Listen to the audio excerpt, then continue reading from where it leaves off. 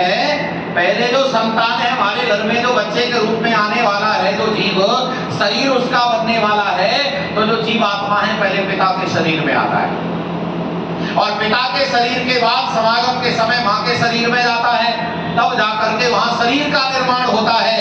इसीलिए माता पिता दोनों के संस्कार लेकर जाता है। तो माता पिता का सुधार करोगे तो संतान का सुधार होगा, अगर माता पिता का सुधार नहीं करोगे तो संतान का सुधार करो।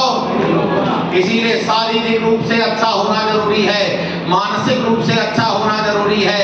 इसीलिए महाराज मनु को प्रमाणित करते, उद्धृत करते हुए ऋषि कहते हैं, महाराज मनु ने कहा वेदांत वेदौवा वेदम वापी यथाक्रमम अभिप्रोत ब्रह्मचर्यो गृहस्थाश्रमाविषेद। आप ये पाठ पढ़ लीजिए, सारी विकृतियां हो जाएंगी। आप उन बच्चों को पढ़ाइए, आप इस कार्यक्रम में उनको लाइए जो किशोर अवस्था के हैं, युवावस्था के हैं, जिनका विवाह होने वाला है, उनको लाइए। आज की चर्चा उनके लिए है। आपके घरों में उन्हें समझाइए, ये सारे के सारे लिव इन वाले सारे प्रोग्राम समाप्त हो जाएंगे, ये लव मैरिज आदि चल रही है सब समाप्त हो जाएंगे, फालतू के काम सब बंद हो जाएंगे, क्योंकि हमें पता ही नहीं है। तो क्या पता होना चाहिए? तो सुनो, महाराज मनु कहते हैं कि जब आप बालक बालिका का विवाह करना चाहें तो पहले उनकी योग्यता परख लें। बोलो प्रेम से, क्या परख लें? अगर बालक बालिका की योग्यता है तो विवाह करके गृहस्थ ठीक से चला पाएंगे, अगर योग्यता नहीं है तो वो गृहस्थ को ठीक से बोलो नहीं चला पाएंगे। अब आपके सामने योग्यता वाला प्रश्न आ गया, और आप ऐसे भी समझ सकते हैं क्या बिना योग्यता के, केवल योग्यता से घर ही चलेगा या सारे काम योग्यता से ही होते हैं? आप बताओ, कोई काम ढूंढ के लाओ, कोई काम, कोई छोटा से छोटा काम, बड़े से बड़ा काम जो बिना योग्यता के होता हो, चाहे वो चिकित्सा होती हो, चाहे अध्यापन कार्य होता हो, चाहे वो इंजीनियरिंग होती हो, या कोई घोड़ा गाड़ी चलाया, कोई भी काम है, अगर छोटा काम है तो छोटी योग्यता, और बोलो जरा बड़ा काम है तो बड़ी योग्यता। अगर योग्यता है तो हम अभिष्ट काम कर सकते हैं, योग्यता नहीं है तो हम कोई सफलता का काम नहीं कर सकते। तो हर एक काम की योग्यता होनी चाहिए, हर एक काम की। अगर मैं अध्यापक बनना चाहता हूं तो अध्यापक की योग्यता, कितनी योग्यता? इतनी योग्यता लो, अध्यापक बन जाओगे। तो इसीलिए गृहस्थ बसाने की सबसे पहली योग्यता है कि वेद पढ़ करके गृहस्थ बसाओ। आज आपको कुछ चीजें और भी कुछ अच्छी मिलेंगी, ये वेद पुस्तकें यहाँ रखी हैं, और महाराज मनु ने कहा है दो बातें। पहली बात, वेद पढ़ करके गृहस्थ बसाओ। तो आपके मन में तुरंत प्रश्न आना चाहिए, क्या बिना वेद पढ़े घर नहीं चलेगा?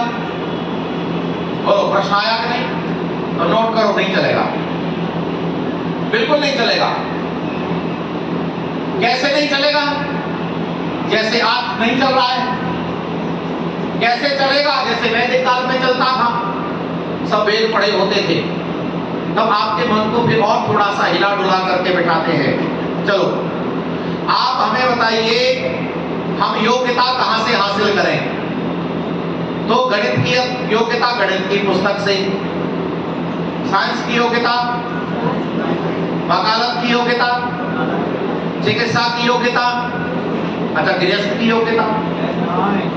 अविवेक को मन लगाओ, अविवेक को मन लगाओ।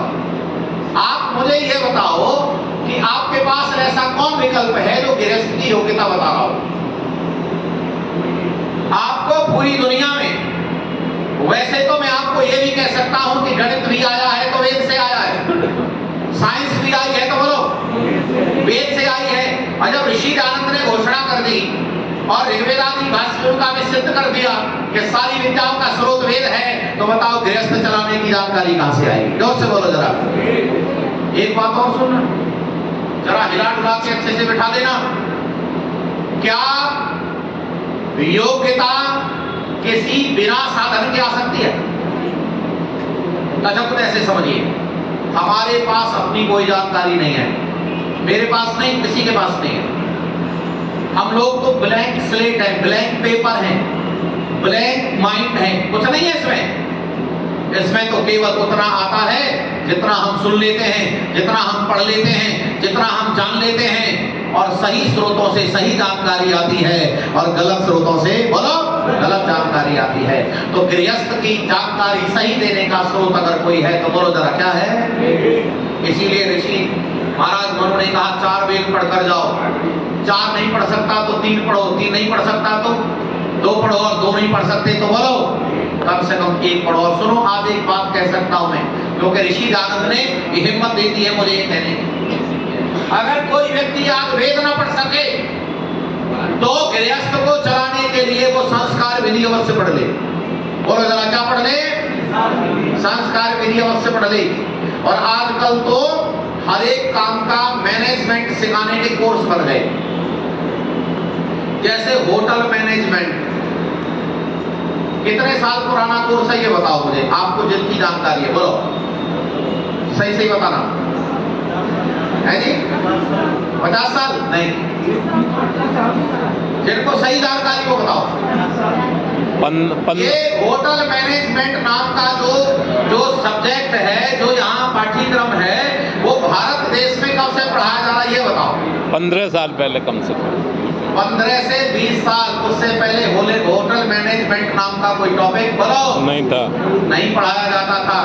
लेकिन मैनेजमेंट यहाँ बहुत अच्छा था, बोलो मैनेजमेंट यहाँ बहुत अच्छा था, प्रबंधन बहुत अच्छा था। तो जैसे हमें जो आवश्यकता पड़ी कि भाई हमें होटल मैनेजमेंट सीखना है, तो अलग से विद्वानों ने पाठ्यक्रम बना दिया।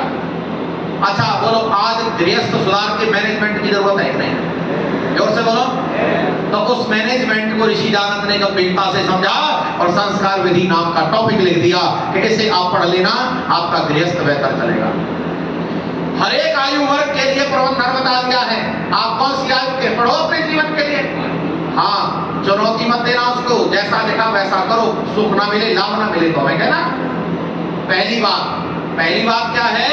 वेद पढ़ करके, और चूंकि संस्कार विधि में वेद मंत्र ही हैं, अनुप्रता पितु पुत्रो मात्रा भवतु सम्मना, जाया पत्ते पदवती वाचो भवतु शांतिवान। और सुनो, मां भ्राता भ्रातरम दुक्षरमा सुसार मतस्वसा संयंच सप्रता भूता वाचो भवतु भद्रया।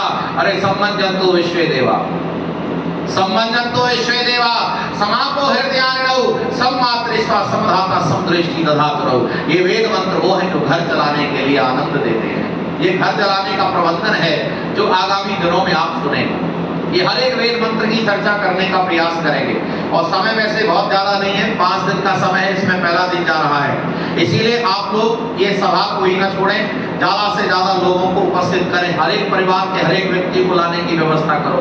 और देखो चिंता मुक्त होकर के आओ, क्योंकि रात्रि के समय पर जाकर के सोने के लिए बस व्यवस्था छोड़ी है, क्योंकि रात्रि के भोजन की व्यवस्था की है, इसीलिए भी हमें टेंशन फ्री होकर के आ जाना चाहिए। वैसे लोगों का मनोरंजन का समय होता है, उसको छोड़ना थोड़ा कठिन तो है भाई, ये मैं मानता हूँ। लोगों का रात्रि के समय का जो है ना मनोरंजन का समय होता है, कोई मोबाइल लेके बैठा है, कोई टेलीविजन के सामने बैठा है। अरे भाई कुछ यहाँ अच्छी बात है सीखने के लिए, कुछ 2-4 दिन का समय निकालो, किसी उत्सव की तरह। देखो परिवार इतना बड़ा खर्च कर रहा है, तो परिवार को धन्यवाद देने के साथ इसका लाभ भी प्राप्त कर लो, तो निश्चित रूप से आनंद आएगा।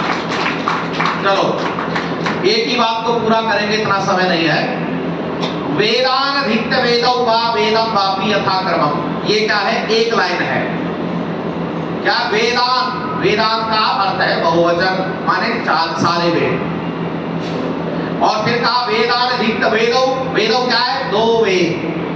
वेदौ, वेदानधिक्त वेदौ वा वेदम वापि यथा क्रमम्। क्रमम कह करके कर दिया 4, 3, 2 अथवा 1। हमको ऐसा पढ़ना है, कम से कम 1, इतना ही तो संस्कार भी नहीं पढ़ लो।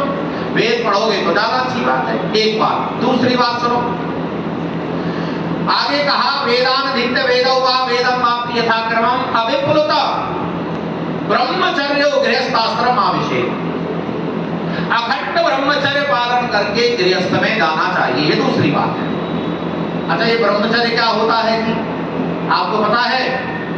प्राचीन आचार्यों ने एक नियम बनाया, ब्रह्मचर्य आश्रम समाप्य गृही भवेत्। यहां देखना, ब्रह्मचर्य आश्रम समाप्य ग्रही भवेत्, ग्रही भूत्वा वनी भवेत्, वनी भूत्वा परव्रजेत्। ये 4 आश्रमों की परिभाषा दे दी। पहले तैयारी करो, पहले शक्ति संचय करो, पहले योग्यता बनाओ, तब गृहस्थ में प्रयोग करो और प्रयोग करने के बाद ईश्वर की ओर धीरे धीरे बढ़ो। यह है जीवन की सार्थकता। तो पहले ब्रह्मचर्य आश्रम पालन किया नहीं, वो गृहस्थ ठीक से भोग नहीं पाएगा। तो यहां पर जो ब्रह्मचर्य है उसका सीधा साधा अर्थ है, क्योंकि यहां वेद पहले जोड़ दिया है, इसीलिए अब यहां ज्ञान अर्थ नहीं है उसका। वैसे ब्रह्मचर्य का अर्थ विद्या प्राप्ति भी है, लेकिन यहां पर जो ब्रह्मचर्य है, क्योंकि विद्या प्राप्ति का कॉलम पहला है, इसीलिए दूसरे का अर्थ है सीधा संयम, नियंत्रण, वीर का संरक्षण, विलासिता, नग्नता और व्यभिचार के भावों से अलग रहना। अर्थात जब तक हम विवाह नहीं करते हैं तब तक हमारे मन में विलासिता, नग्नता, व्यभिचार के भाव नहीं आने चाहिए। ऐसी योग्यता से घर रहकर चलना है। तो जी बात को पकड़ी आपने, पहुंची आप तक? अरे बोलो पहुंची कि नहीं? नहीं पहुंची तो सही, पर आपने तो कोई उत्साह दिखाया ही नहीं। मैंने तो बहुत बड़ी बात बता दी। कितनी बड़ी बात है ये बताओ, छोटी के मोटी? कितनी बड़ी बात है बोलो? इतनी बड़ी बात है, इससे ही कभी भारत देश में गृहस्थ बसाए जाते थे, इसीलिए कोई गृहस्थ नहीं बिगड़ता था। और आज इस सीमा को कोई पार नहीं कर रहा है, इसीलिए गृहस्थ बिगड़ रहे हैं।